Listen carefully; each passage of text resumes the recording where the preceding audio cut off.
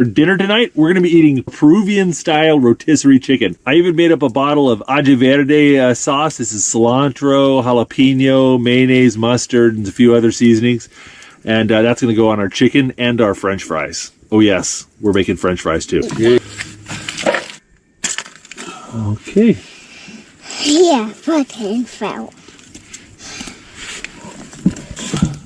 I'm not going to burn myself. Got swell nugget. Fire feels good.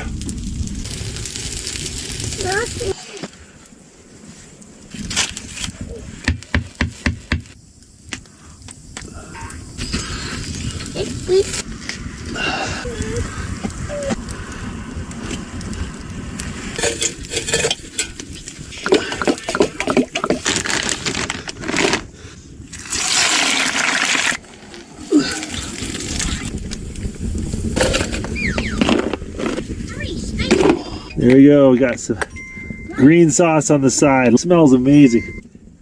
There you go. Oh.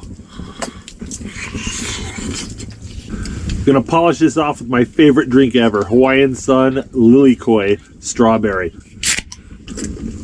Oh, that's good. Look what I got. Flan. Yeah, I love flan.